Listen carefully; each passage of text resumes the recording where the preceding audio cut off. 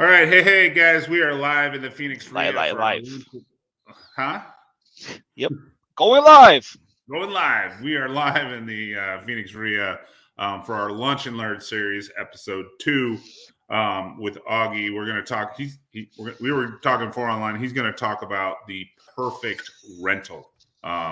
So if you missed the first one, he talked about the 5 things why you buy and do buy and hold investing. So if you missed that, go back and watch it. But now Augie's going to jump into what is the perfect rental. So let's go with it, Augie. Let's hear what you got to say. So everybody has a perfect rental property, and the different markets have different building styles, different properties, and maybe every market has a different perfect property. However, today we're going to talk about the basics of the perfect rental property that apply in every single market. So there could be Okay. little differences between the markets, but these are the basics. So I would follow these basics if you're newer in the business, newbie, and you're just starting to buy your rentals. Follow these rules. Once you get a little bit more advanced, then change based on your market. What works in your market? What's the demand in your market? So, oh, Chris, you got bored already? You left me? No, my computer just notified me that I'm out of battery. I'm like, That's not wasn't good. even paying Okay, attention. Last thing I need to do. cool. All right, So so keep going. I'm here. me and Chris, we're in the Phoenix market, and we're gonna. Our rules here are different from East Coast, California, or somewhere else. But so let's talk about the perfect rental property, or the characteristics of the perfect rental property. So if you don't remember of anything will talk today, I'd like you to remember this one thing. The money is in the land. And I repeat it again. The money is in the land. So Okay. what I mean by that, when you buy a property, you have to buy a property with land. So let's kind of go back a little bit. What type of properties we have? We have your single family home, which means that you own a property, the land, the building, the air on top, everything is yours, and you're not attached to anybody on the side. You have a townhome, which is you own the land, you own the air, but you have people attached on both sides of you, common walls. And then you have apartment or condos, which you own the box. You have people on top, people on the bottom, on the side, and you own a little piece of common areas in the community. So that's the box. And then you have mobile homes and different things like that. But out of all these types of properties, I highly recommend you guys buy properties with land. And why land? Okay, so the land is something that is finite, which means it's going to end. It cannot go forever. And the land could be have multiple uses. You can buy a property with a building on top of the land. You can scrape the land and you can build something new. Then when you buy a land in the right location, this land eventually is getting sold. So there's more demand for people to buy land in a certain area, and there's no more land. So the price of the land goes up also. Also, the land doesn't depreciate. The building on top of what you buy goes bad. It can burn down everything, but the land is always there. So buy single family homes that have land. That's the rule number one. So remember Okay. this, the money is in the land. So, Yeah, obviously, you got all the maintenance that goes around with all properties, condos, townhouses, houses.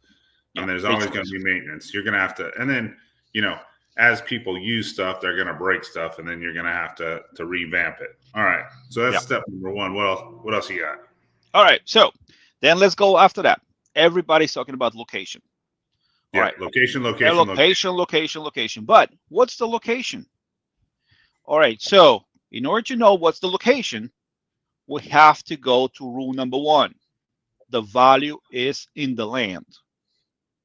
So now in our market, whatever you are, in your market, my market, Chris, your market, we need to pick the location where the property or the land will double in value the fastest. That's where we need to find that location. And where is that location? Usually it's in the center of the city. Yeah. Towards downtown or towards the major. So everything that's close to shopping, jobs, schools, everything close to that. Let's say in Phoenix, let's say close to downtown. Everything that's close to Phoenix downtown, everything is close to Chandler downtown, or the city's downtown, because we are such a big metro area with small cities. Everything close to downtown, that's where the values will double in value the fastest. So, and why? Because in these centers, everything is already developed. There's no more land. In order to build something, you have to buy something old, scrape it, and then build something new. There's no more land available. So there's a lack of land, and there's high demand and then the prices go up in land. Versus you buying a property towards the outskirts of the city. For example, Phoenix metro area. Plenty of land outside. Desert, big desert. But it's going to take so much time for everything to be developed out there.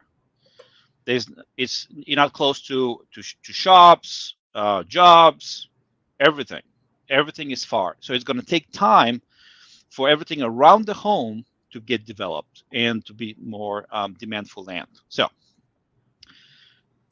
location. Find the location where the property will double in value the fastest. And that's usually towards the center of the city with a piece of land. So that's about locations. Make sense, Chris? Yep, totally. Okay. So, I know you do a lot of bidding of foreclosures out of county. So do you pretty much stick all your rentals in Phoenix? You just do your fix and flipping out of county? Because obviously those aren't in the big metro areas. Yes. So my rule is, if you're going to buy rentals in a different market, be intentional about it, which means that, I got to get a deal in this state, or I have a great deal in another state. And then, in some time you get 5 properties in 5 different states, which means that you need to have 5 different property managers, 5 different accountings, 5 different handyman, all 5s. So it's management. It's a headache. So if you're going to buy out of state, be intentional. Follow the rules that we teach here, me and you, and just apply them to that particular state. But decide where the best state is, and then we can do actually a class on how to research the market and predict the market. So what's the best market for that?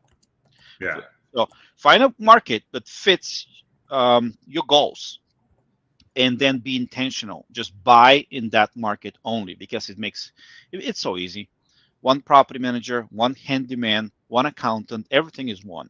And then you get to know the market, get to know the rules, get to know everybody. So it's way easier. So outside of my market, I flip, I get the money, and I put them into rentals where I know the market, and it's easier for me that way. So. All right. So the next characteristic of a perfect rental property: price. All right, after location, this is the price. So now, quick question: do you use any kind of rent multiplier, like quick comp, like, hey, this is what the rent is, here's what the price is, this is what this is a good deal? Or so we have to do a completely different topic on what's a good deal. Okay. Because it's another 40 minutes. I can talk about what's a good deal, because what's a good deal for me, it's not a good deal for you. And Right. what's my Okay. goal for the next 20 years is different from what your goal is for the next 2 years. Depends on everything depends. But for me, good deal is not a cash flow, equity. If I buy the property cheaper, what's the cheapest I can get the property? And I'm looking for minimum of 20% equity. So that's a deal for me. So, but if we talk about price range, where you should buy your rentals. So we need to buy in a price range where the most people can buy and rent, and in the price range that is going to have the highest appreciation. So that's what is going to give us the most money in a long-term appreciation, not cash flow, where the prices will double in value the fastest. That's what we're looking for. And in order to decide the price, we have to follow the affordability rate. Right. So in every market, what can family of two average income, if they can afford, what is the price range that they can afford 60% of the properties? That's what the affordability rate is, 60%. So if a couple makes average for the market 80,000 a year, and they can afford a house with based on this income in the, let's say, 450,000. So that's where your price cut is. Okay. You go from the affordability rate and down, where the most people can buy, rent, and that's where your market is. So Okay. forget about, oh, I don't like the area, or it's too far from me, or this. First, you're a professional investor. You're not going to live in the property. This is for the tenants. They're going to live there. It's all equity and numbers. So, and if it's too far from you, hire a property manager to get to deal with the property, not you. But in our market, for example, the best rentals are below 450,000. That's where it's the most affordability. That's more most people can buy, rent. So, the expression, I want to be the cheapest house in the most expensive neighborhood. Yeah. Because the expensive home will pull the price up, and is gonna then the price is gonna go up. For example, I'll give you a little research that we did. I mean, somebody else we follow, and we got presented that in the Phoenix market. So the lower price properties appreciate way higher than the bigger expensive properties, and we're talking about anywhere from 3% to 6% difference appreciation over 20 years. So you go into cheaper, it's easier to go up. There's more demand. Demand pushes the price up. So. Right. All right. So now let's talk about the size of the home, square footage. Okay. So, you don't want. Guess 1,500 is a sweet spot. Am I right? Depends on the market. Depends on the market. So we're going back to the same research that I just mentioned. So, for example, homes around 1,000 square feet, and this is over. I think the research was done over 19 or 20 years, and this is including the crash in 2008-9. So homes with around 1,000 square feet appreciated average of over 6%, and homes over 3,000 square feet appreciated only 3.4%. So the smaller the home is, the higher the appreciation is. Right. The smaller the home, the higher the appreciation. However, you have to look at the market too. The average size, is it age restricted community, retirees? They don't need a lot of room, right? They need. I mean, depends. I don't know. I've never run it, but it's possible. You just have to get the right property. For example, retirees, they don't want big homes. They don't want a lot of rooms. They don't want to clean. They just need 2 bedrooms. That's all they need. So if you're going to go in a retirement community, go with 2 bedrooms. However, if you're in a community where families and they have kids, now in this our lifestyle requires minimum 4 bedrooms and possibly 3-car garage if it's possible, or minimum 2-car Right. garage. You have a car, your wife has a car, your spouse has a car, and then the kid gets 16, the kid has a car, and then you have bedroom, kids, and then you need to have an office. So 4 bedroom, 2 bathroom, but that's where the average is. So what's the right square footage?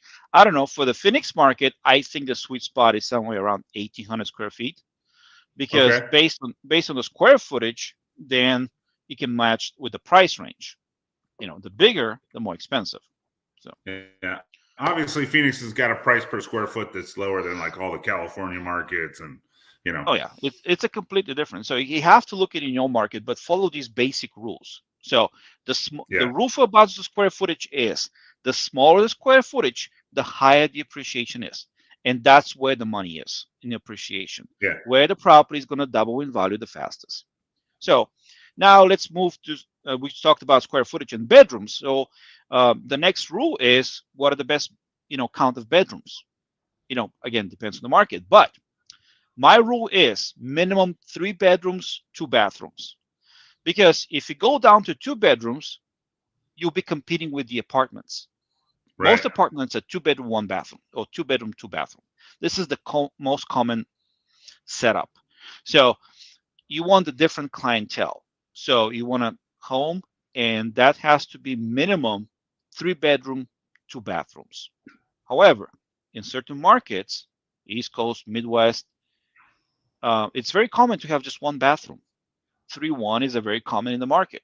So you just have to make a decision. Hey, is this good? But in our lifestyle, the way we live right now, amount of people inside, 3 bedroom, 2 bathroom is the minimum count that you want to have for your rental property. Chris, do you have any rentals below 3 bedrooms? No, I'm not a genius, but when all the funds were buying, they're like, buy a box, 3 bedroom, 2 bath, right? Like, hey, if that's what all the big guys think, why would I do anything that's less Yeah, than so that, we right? just, yeah, exactly. This is the rule, but I'm explaining what's the thought behind the rule. Why do you need that? Right. Is just the demographic that you're going to be renting to requires you to have 3, and your advantage when a bedrooms, you'll be way higher versus separating yourself from bedrooms. So all right, so all right, next thing, negative and positive things about the property. So you don't want anything negative, like busy street in the back, big power lines on the back of the backyard front. You don't want anything negative, because I don't know if you noticed, but in our market, properties like these, with something negative like busy street, the sell probably at least 10% cheaper than the same property that is in the middle of the neighborhood. So you don't want anything negative, so that is going to affect the appreciation of your property and the vacancy rate, because anything negative is gonna rent. Property is gonna rent. It's just gonna increase the time frame that you're gonna have to find a tenant. So also, you don't So, want anything question negative. about So that, like I've used, so I've used a couple in the past. Obviously you get a discount for stuff that backs the road, especially at trustee sale and on MLS and stuff like that. yeah, And now you're obviously going to yeah, sell at a discount, but do your renters really care that it backs the road because they're going to be there 1 to 2 years? I don't know, but why take the chance? Yeah, no, So that's fair, um, but you get in there for a little bit of a discount, and if you're renting, that should help your cash flow a little bit, right? Because your yeah, mortgage payment's going to be a so little small. just all right. This rule is just adjust the price accordingly. So when you have something with a huge negative, take away 10% from the price, from the when you buy it, compared to any other competitive properties for sale or any other competitive properties for rent. So just adjust minus 10%, so you're gonna be safe on the numbers. So having negative is not good. However, too much positive is also not good. For example, mountain views, golf course lot, waterfront lot. You pay extra for these things, and you don't need it. Right. So you're paying that 10 or 20% premium that I'm talking about getting the discount for the road, right? Yes, you don't want any premium for it. You don't want to overpay. What you want is the boring single family home in the middle of the neighborhood, not the most expensive, not the cheapest, not the biggest, not the smallest. You just want a boring property that you're going to rent and it's going to appreciate in value. It's going to be easy to manage. So, and to that point, I get a lot of questions about the pools. Do you want a pool or you don't want a pool? So my personal opinion is I don't want a pool. I don't want it. It just brings extra work, extra repairs, and extra maintenance, and it's going to reduce extra liability, and it could reduce your potential return on the investment overall. That being said, these are the basic rules, and all rules are meant to be broken. So follow my rules just to get get into the market, into the rental market, get to buy. Then out of my rules, create your own personal rules based on your market. I have friends that have 20 properties that they buy only with pools because they can rent it a little higher. They like that. Right. I don't. But when you're starting, just if you can, ignore a pool. But But that's my you get opinion. higher rent, but you got to take out that pool service, that possible changing of a pump or a filter. Yeah, like in our market, you cannot put the property for rent unless you put a fence. Yeah. And you have special restrictions. The doors have to open inside. You have to have locks, self-locking doors. It's just extra expense to get the property just to put it on the market. So, and after all the rules I just mentioned to you guys, here's the last rule that you should follow. If there is a deal and you can buy the property 30% or 50% below market, ignore all my rules. Ignore them. Just buy the goddamn property. Just buy the property for the if it's a really good deal. Because when you buy it and rent it, and for some reason you don't like the property anymore, or you made a mistake, you don't want to manage this property anymore, just sell it, take the equity, and move it to another property that you can consider your perfect rental for your market. So, none of my rules apply if there's a deal. If it's cheap enough, just get it. If it and small with a pool and everything, get it, rent it. If it doesn't work, sell it, get the equity, move it to another better rental of yours. So, I think these are the basic rules that apply to every market. And I think based on the market, there's some other different things that you can do, but and based on the age and timing and everything. But like you can buy properties specifically for renting by the room, specifically for sober living, specifically for assisted living. But these are completely different setup. They are one-off and they're based on the market and what the actual rules for creating properties like that in the local municipality, the the requirement from by the city. So, but Nice. basically, So there you these guys are the rules. go. These are the basics. There's Yeah, those are the basic rules. I just went over the basic rules on what you need to get the perfect rental property. Basically, he's saying, I mean, to recap, just stick with 3-bedroom, 2-bath in the middle of the subdivision. Don't pay a premium. Don't get one that backs the road. And then what else? The most important thing, the value is in the land. The land. There you go. Value is in the land. Value is in the land. So if you have a property, single family with the land, it will appreciate faster and higher than the actual condo. But remember the last rule I mentioned you. If it's a deal, forget all the rules. Get the deal, and you'll think about it later. Make the money, and we'll think about it later. And again, Airbnb, completely different setup too. So yeah, based on the Airbnb market, based is on location. demand, What is also still location, but it's no, it's a no, bed not and bath anymore. count. No, No? not anymore. It's not. No. You should get Luke to talk about Airbnbs. Now it's all about experience. It's not how big bedrooms, how flashy, how many people can get in.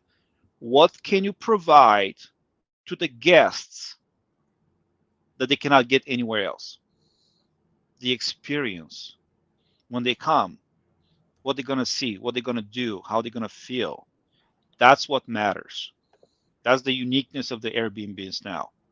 It's not how well it's remodeled and what theme color you have. Yeah, you need to almost theme them like what Luke, our buddy, is doing. You got to, throw a little theme in there and, exactly. He's going make for the yours stand out from the rest. Yeah. Go for the experience. What they're going to do there, how they're going to feel. So. Well, awesome. Thanks for jumping on for episode 2, talking about the perfect rental property. What do you got for us next week? You got a plan? What's the plan for next week? We're gonna probably see if we have time for a couple more secrets. And one of the biggest secrets is never buy properties with cash. That's always use leverage. We're gonna talk about that. We're gonna run some numbers. And so the rule is never ever buy a rental property and hold it with cash. That's a rule that we're gonna talk about next time. And I'm going to show you the numbers, and you're going to be the aha moment. I was like, oh my God. So same thing is with equities. You have a property that it's paid off. It has a lot of equity. Here's a secret. You're losing money. If your property is paid off, you're losing money. So let's talk about this on the next episode. So never buy with cash and why you should never have paid off properties. Perfect. Well, Oggie, as always, appreciate you for jumping on. Thank you for doing episode number 2, and we will see you next week here on the Phoenix REIA. Yep. Thanks, guys. See you next time. Yep. See ya.